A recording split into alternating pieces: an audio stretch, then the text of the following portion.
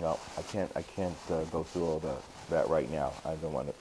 I'm not going to respond to that because that requires a little study.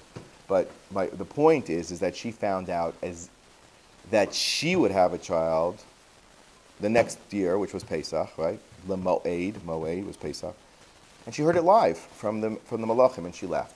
So why would Hashem start up Shalom Bayis? Come on, Shalom Bayis. Don't say anything. Oh yes, yeah. So he's no better than her. So I thought of an answer. Humbly suggest an answer. There are certain things you cannot sweep under the carpet. And when they come to emunah in Hashem and basic core beliefs in Hashem, it has to be addressed. Gingerly, sensitively, no accusations, but it has to be addressed. So Hashem told Avram that there was a pagam of emunah in Sarah. And he said, if you're going to have this child, your emunah is going to be complete because the purpose of this scenario, of them giving birth at an impossible age, as a miracle, was to show emunah on Hashem, to teach emunah. And if you're going to be doubting, you can't be the paragon of emunah. So you got to talk to Sarah and say, hey, listen, what do you want? Hashem can't do this? And she said, of course. V'techachesh Sarah. Of course Hashem can do it. Even though she doubted Avram, but it was also, by doubting Avraham, she was doubting Hashem. Right? Okay, so Sarah never intended for any baby to come out of Hagar. She was just saying, let me do a little act of sacrifice. Now, look at, going back to the death of Sarah, unfortunately. How does Sarah die? As we said in the beginning, how does she die? She finds out that what? What do you see there? Also, Mida Keneged Mida. Look at the parallelism. She put an ayin hara into the two children that they should die. What ends up happening? Her own son dies, and Yishmael's there at the Akedah Kilu to take over. Exactly what she wanted to avoid. It's an unbelievable thing. Now this explains something very funny as we transition to Rivka for a moment. The story of Rivka and the shidduch is remarkable, okay? She didn't have a shidduch resume. Did she have a good job? I mean, she was working. Yeah. So, well, at least she's working, so he can sit and learn. That was right. She had a job, at least temporarily. So, I want to just share one point about that, which is an incredible lesson in shidduchim as well. Really incredible. That Chazal tell us, Yafes sichosen shel avdei avos mitarosan shel banim. We would rather hear the lengthy repeat story of the shidduch, which was fully told, and sits down Eliezer and says it over again from the beginning. From what was the beginning of the story? What's the beginning of the story? Avram called me in and he said, take a shvuah. Okay? And he says, I'm not gonna skip anything of the story. Okay, he tells them from the beginning. And yet, this quotation from Chazal and Rashi, let me read it to you. It says, V'avo hayom. In the repeat of the story, the first act takes place in Eretz Yisrael. Act 2 takes place in Haran. As he gets to the Act 2, he says, V'avo hayom. Hayom yatzasi, v'hayom bati. A miracle happened. Mikan shekofza lo ha'aretz. Kfitzas haderech. Teleporting. What do you call teletransport? Yeah, using, by the way, for those that are familiar with Sifrei Kabbalah, like a Baal Shem Tov, time and space are like irrelevant, which is why the Baal Shem Tov was always zipping from here to there. And there are parallels to that in modern thinking, but I've heard even the name of Stephen Hawking, who I'm no fan of, who pronounced that there is no God. After all, he says God may exist, but I've got explanations for everything. And he's a very big anti-Israel, pro-BDS guy. So, Hashem had nothing to do with his having the condition that he has. That's the main point. Not. And he said that based on the scientific knowledge we have, it should be possible to travel to all ends of the universe. You know how far that is? You know how far anything is? It's only possible with what we call kvitza saderech. You'd have to be able to somehow cover massive. You wouldn't even be able to get there in your lifetime, based on what we know. But so Eliezer has this miracle, and on that, all of a sudden, Rashi inserts a comment. He says, "Amar Rabbi Acha, Yafes sichasen shel avdei avos lifnei hamakom." Hashem loves listening to the words of the slaves of our avos, mitarosan shel banim, than even to expound the laws of the Torah, because there are laws that are learned from one letter of the Torah being absent of presence, a vav or a hey, in the laws of Tumah v'Tahara. The Medrash Rabbah says in Perek Shishim, in Perek 60, that the blood of a sheretz is tamei. Not only is a dead sheretz tamei, but the blood, if you kill a sheretz, its blood is tamei. And what is that learned from? That's learned for either a vav or a hey from the word vizeh or hatameh in pasuk in Vayikra Yud Aleph Haftes. So you're giving me a basic halacha of Tumah V'Tahara with a little letter, but the story of Eliezer gets a full repetition. Okay, what's wrong with where Rashi inserts this point? Where should Rashi have said this? No. Remember, where does he say it? At this point, Eliezer's up to what part of the story? He says, Va'avo hayom, and I arrived in one day from Avram's house. Where should Rashi have brought the quote from Rabbi Acha that Hashem loves to listen to the stories of Eliezer, of the Avos? He changes the language. Yes, but at what point chronologically in the parsha? Either at the end of the story or where? At the beginning. At the beginning, when he sits down to tell the whole story over again, right there, Rashi should insert. He inserts it where? After he tells me Va'avo Hayom was a miracle, like Ma Kesher. It doesn't even flow, the Rashi. It's like two different Rashis, and yet it's one entry. What's Rashi telling you? So actually, something I heard from Rabbi Shapiro Friday night. He said, that this concept that we're quoting from Rabbi Acha,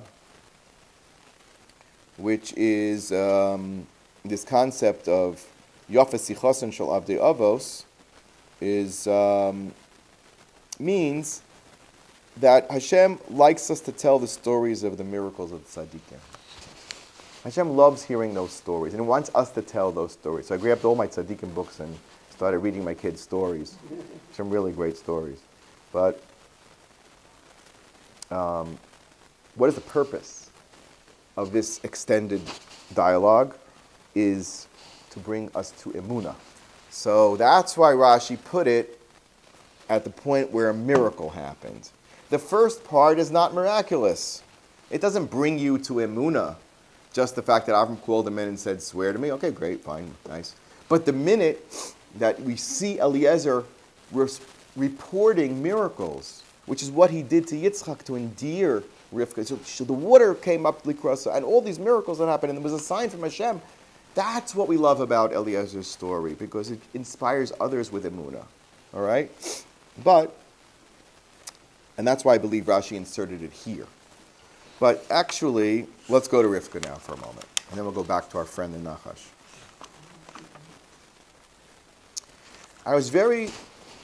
I'm very curious about the act of marriage that took place between Yitzchak and Rivka.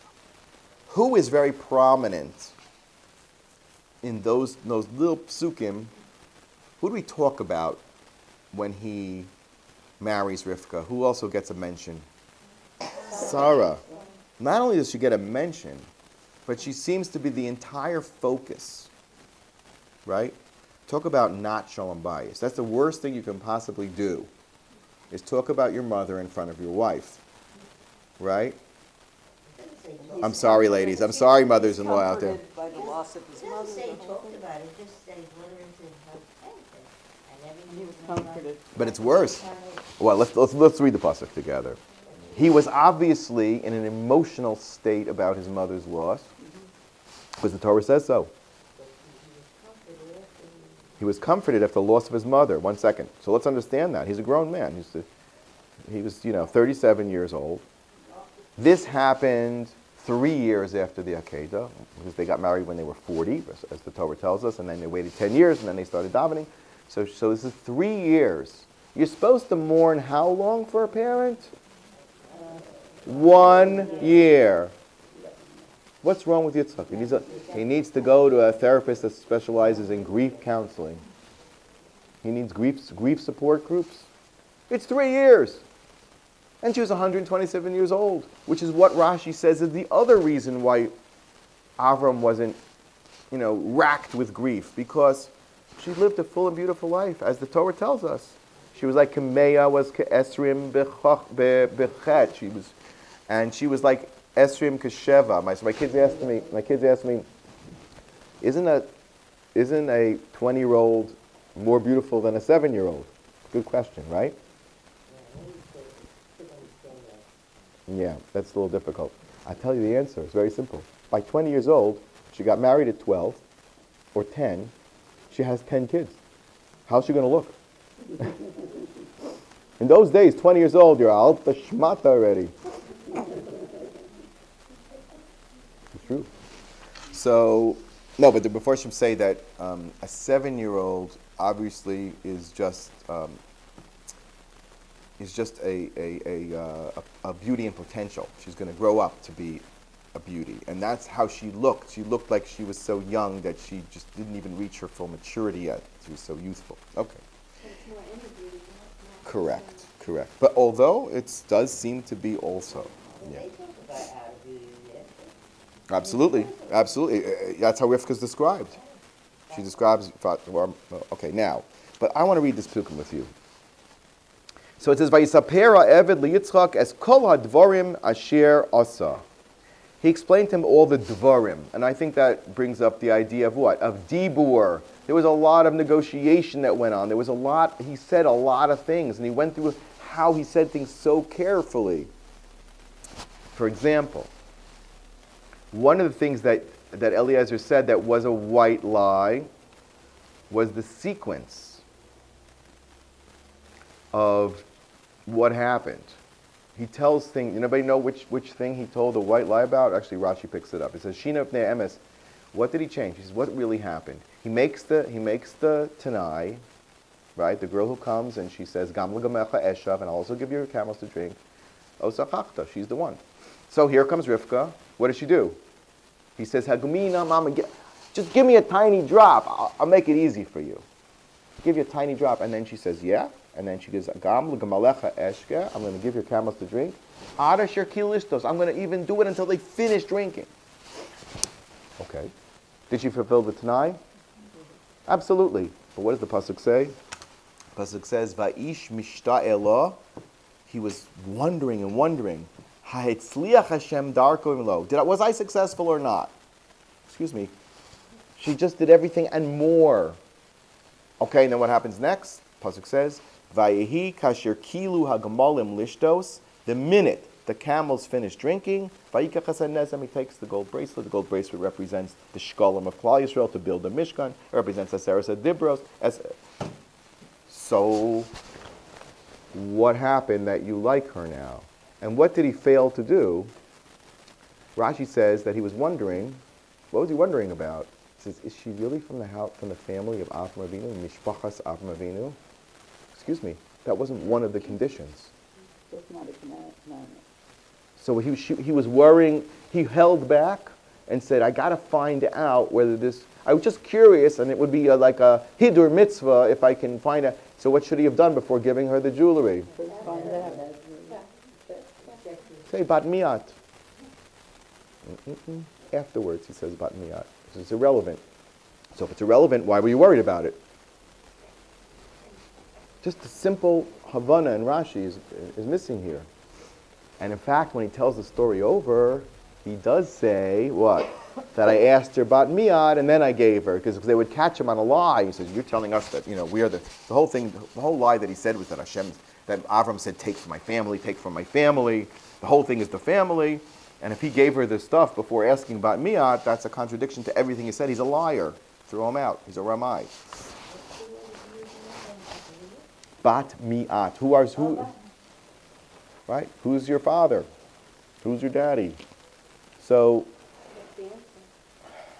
this answer, which I thought of many years ago, but a friend of mine pointed out to me that the Or Chaim HaKadosh says this biferish, so I'll say it over in the name of the Or Chaim HaKadosh. He says the words, Nolad bo safek. He got worried. Why would he get worried? That she promised to give all the camels to drink until what? Adim kilu lishtos, until they complete drink. Did you ever try to give how much is enough for a camel? And wait, there are 10 camels. How many troughs of water does she have to fill with that little cod that she had? And she's all of 3 years old, right? And their 3 years old wasn't our 3-year-old. So maybe a 3-year-old then was a 12-year-old today. But still, a 12-year-old girl, yeah. So what was he worried about? She's over-promising. And that's a problem. Because who also over-promised and in the end didn't do anything? In the beginning of the parsha, beginning of Chayei Sarah, who promised a lot to Avram? Ephron Achiti. And he says, Omer Harbe, Ve'eno Safilama, didn't do nothing. And that is the midot of the Bnei Chet, of the Canaanim, who Avram desperately wanted to what? Avoid. So says Eliezer, she looks great, but if she's a promiser and not a follow-througher, we got a problem here. That's why the pasuk says very brilliantly, Vayihi kashir kilu hagmalim lishtos. The minute that she proves herself, that she followed through, he really didn't care about which family she was, but he cared about, according to the Chaim HaKadosh, is this another, is she Ephrona? You know, is she a little Ephron lady? Because then we can't take her. You have a question? Yeah, the family. He didn't really care about the family. Because it was so bad. That's a great question. The question, and I heard this in the name of Rabbi Nissen Alpert. I'm glad you asked that question. Somebody just told me over this word. Nissen Alpert, who was the Rav in Far Rockaway at the Agudas Israel. What? Wow. Yeah. He was very close to Moshe Feinstein. I mean, okay, he was a big tzaddik. So he asked the question, you're worried about the family and all their good mitos? Let's check out Lavan. He was a great guy, right? The ultimate cheater, fraud, money hungry person. In fact, he was so extremely money hungry. It says by Yoratz Lavan. He says, boy, this guy's got money. He was running to him. Now here's an ironic point. When Eliezer finally gets out of there, he gives presents to Rivka. What does he give to Lavan? For those of you who did your Rashi homework. What does he give to Lavan? The pasuk says he gave him and to her mother migdonos. What is migdonos? Rashi says, Peiros Eretz Yisrael. He gave him a fruit basket. Lavan wants a fruit basket. Lavan's very happy with a $25 food basket. He wants big bucks. Cut me a check for $1 million. Give me something. Let me not feel that I was ripped off. Can you imagine? Here, they set out on the journey. What does Lavan do running? Who does he run after? Who does he run after later on in the Torah? He runs after Yaacov, and he says, everything's mine. Well, no. Lavan, when Yaakov escapes to go back to Eretz Yisrael, he goes there, and if not for Hashem intercepting him in a dream, he would have killed Yaakov and taken everything back. He says, everything's mine. It's all mine. Why wasn't Eliezer afraid that he would run after him and say, hey, buddy, you come, you take my daughter, you take my sister, and by the way, at that point, he was the head of the household, because what happened to the Yichustika father, Besuel? Why did Besuel die? Because he tried to poison Eliezer, Chazal tell us. So he's also a picnic.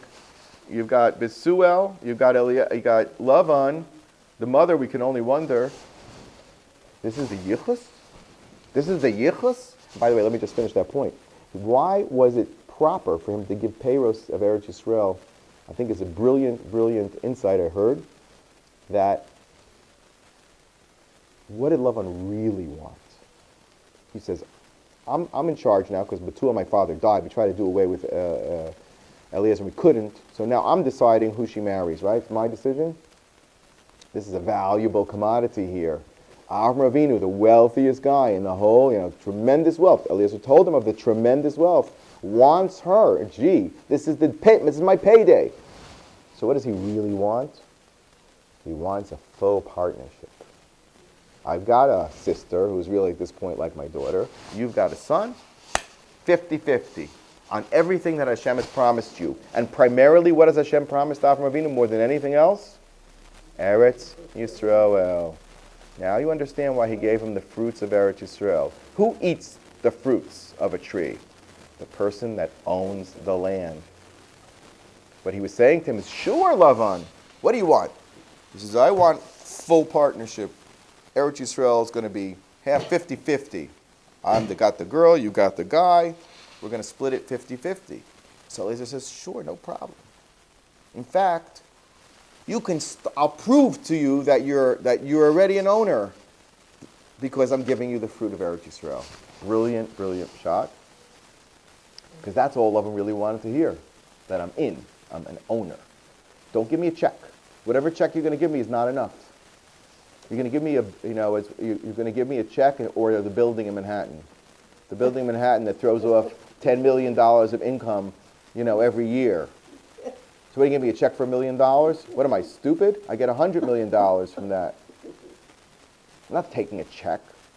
Lahavdil, Elif Havdalos, Ray Kroc, who unfortunately his wife gave all of his money to NPR, which is no friend of Israel, but he bought McDonald's from two brothers who had perfected this system. And he didn't do anything. He just took over the system. You know what he paid them both? $1 million each. That's what they asked for. That's it? How much did he make?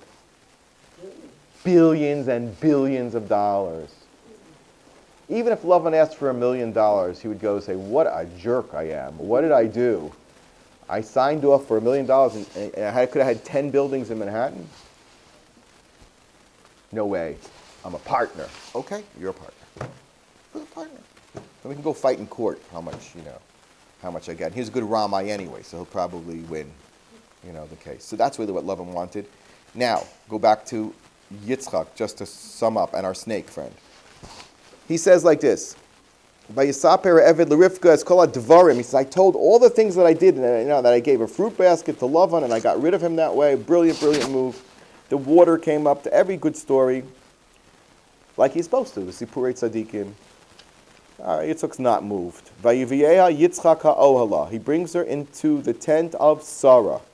Emo. Excuse me? This is your wife. Why are you bringing her into your mother's tent?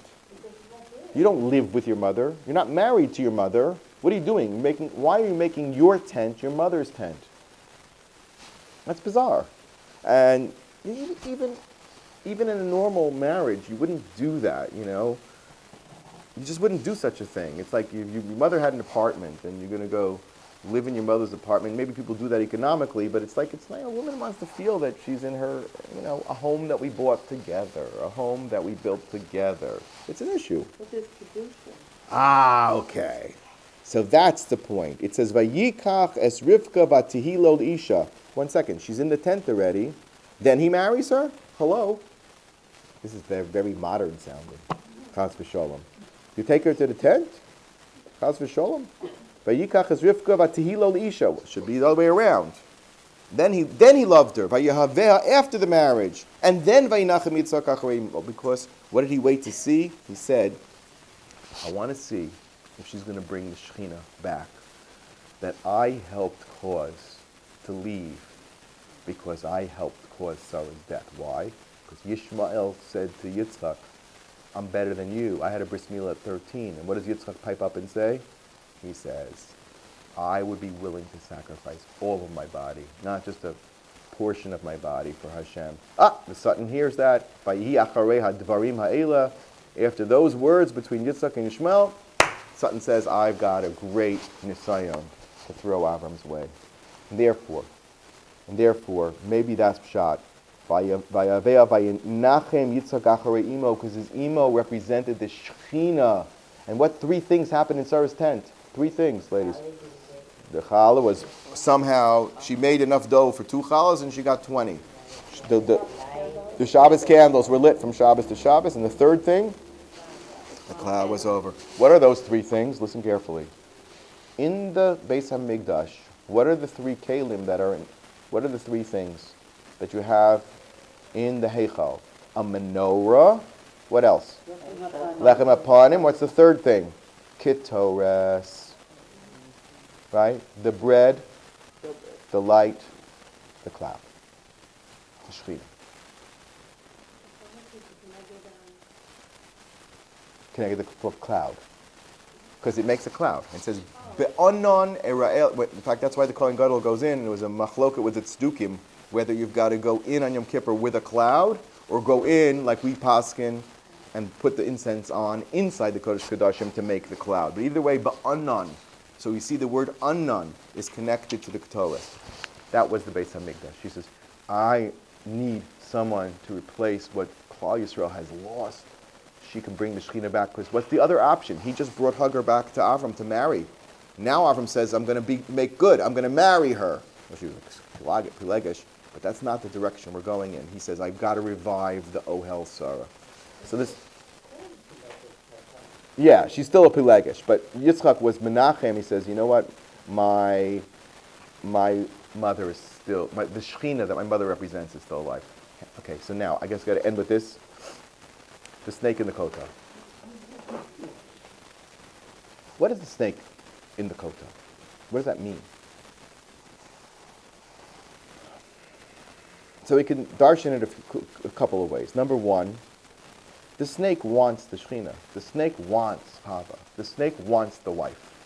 That's why it was in the Ezras Nashim. Because what did the snake want? Chava, the Isha. He wants to insert himself in between and destroy the relationship between Adam and Sarah. Why? So he can derive the benefits himself.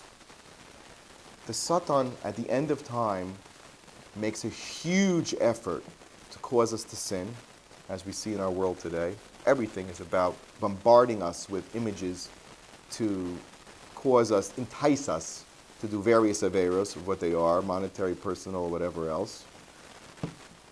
Because he wants, like love on his payday, he wants the money.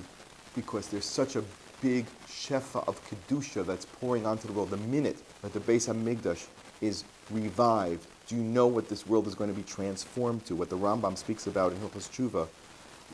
Money will no longer be an issue for anybody in the world. There'll be open miracles. There's going to be a regeneration of life. It's going to be a process of Tchias HaMesim. It's going to be a process of Nevuah. We will be elevated much, much higher than the degraded state that we're in today. The Nachash wants it. So on the positive sense, you could say the Nachash is here because the Shefa is coming. The Kedusha is coming. The Shechina is what? The Shechina is coming. Oh, the Shechina is coming. I want it. Because that's what the Nachash always does. Because that's what Chava represented. And we won't get into the Kabbalah of it. Isn't that where the Shekhinah rests? What's that? Yeah, exactly. And the three things of Sarah's tent, as we said, that's the Shechina. That's what the Beis HaMikdash is. He wants her. That's number one. And who wanted Sarah, by the way, to marry Sarah? To knock off Avram and marry Sarah? Eliezer Eved Avram. Otherwise known as Og Melech HaBashan. Yes, Og Melech HaBashan. Yeah, according to Chazal. Or he was one of the Rephaim, the giant. Either way, he was a giant. He was a giant, either because he survived the attack of the four kings of Chadar LaOmer, who wiped out the Rephaim. He says, so he ran to Avram and says, they're killing us, we got to go do something. But his really secret intent was, like the Nachash, to steal Sarah. Why was he did they use an intermediary? That's a very good question. But I'll tell you an answer to your question. Well, that will conclude. Because Avram was bent on transforming evil into good. By using Eliezer Eved Avram, who was from the Yeser Rephaim, who represented Ra, And in fact, when Avram leaves, what happens to Og Melech HaBashan? He deteriorates to become the enemy of the Jewish people. But Moshe was afraid of him because he says, this guy is very, very important. He has a big schus that he saved Klal Yisrael. Because if he doesn't get Rivka out of that house, there's no Klal Yisrael. So Moshe says, how am I going to beat this guy?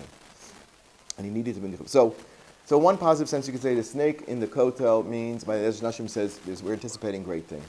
I think the other thing is, because there was also an Evan that fell down from the Kotel, you could say that there's been a lot of controversy. There was an Evan just recently, a big rock fell out. Also where? The Ezras Nashim. That these are warnings.